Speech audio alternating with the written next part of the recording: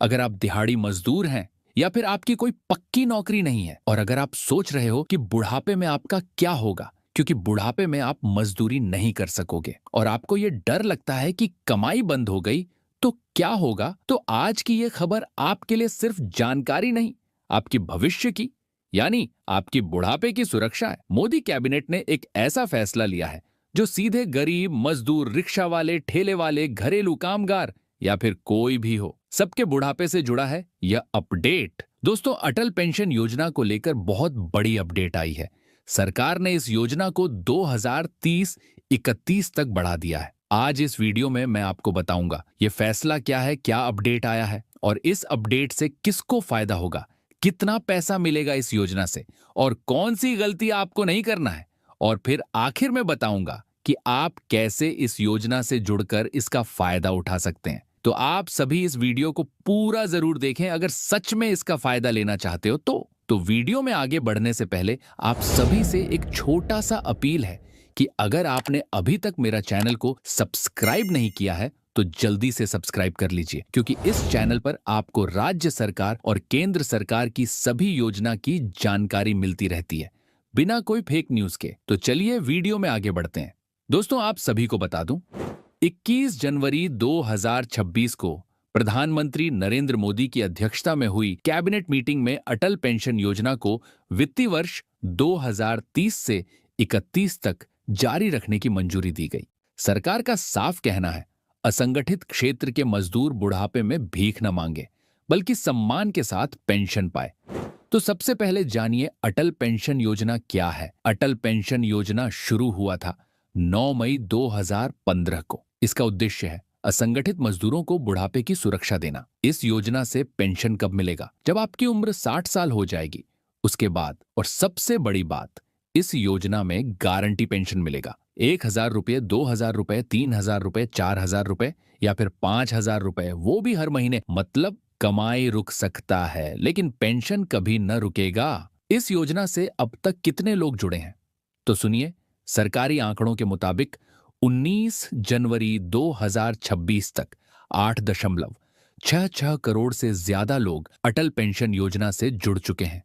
यह सिर्फ संख्या नहीं है, यह करोड़ों गरीब परिवारों की सुरक्षा है। यहां सबसे जरूरी बात समझिए, आप जितनी जल्दी इस योजना से जुड़ेंगे आपका योगदान उतना कम होगा। एक उदाहरण से समझिए, इस फोटो में आप इसका स्क्रीनशॉट भी ले सकते हैं।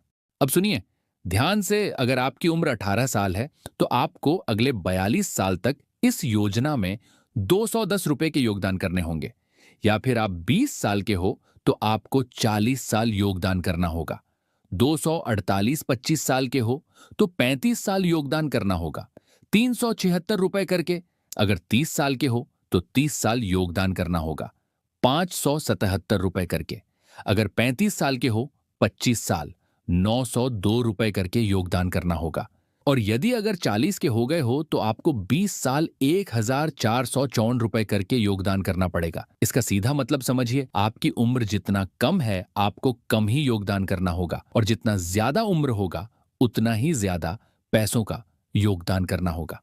यहां पर एक बात और इसका फायदा सिर्फ 18 से 40 साल तक के ही लोग आवेदन कर सकते हैं। इसीलिए सरकार कहती है जवान रहते इस योजना से जुड़ो और बुढ़ापे में चैन पाओ। लोग सबसे बड़ी गलती क्या कर रहे हैं? सबसे बड़ी गलती, लोग सोचते हैं अभी टाइम है, बैंक वाले बताएंगे तब करेंगे, आधार बैंक लिंक नहीं कराते हैं। और जब उम्र 40 से पार यानी 45 या 50 होता है तब समझ आता है कि मौका निकल गया। अब सबसे जरूरी बात, अटल पेंशन योजना से कौन कौन जुड़ सकता है? ध्यान से सुनिए। पहला है, उम्र 18 से 40 साल तक होना चाहिए। दूसरा है, आपके पास किसी भी बैंक का खाता होना चाहिए। तीसरा है, आपका आधार कार्ड जो कि सभी के पास है। चौथा, आपका मोबाइल नंबर। और पांचवा, आप इनकम टैक्स दाता नहीं होना चाहिए। यानी आवेदक की उम्र 18 से 40 वर्ष के बीच होनी चाहिए और वो भारतीय नागरिक होना जरूरी है और पास में बचत खाता व आधार कार्ड होना चाहिए। पहले से अटल पेंशन योजना में खाता ना हो और स्वावलंबन योजना के लाभार्थी इसमें ट्रांसफर हो सकते हैं। अगर ये सब आपके पास है तो आप आज भी इस योजना के लिए योग्य हैं।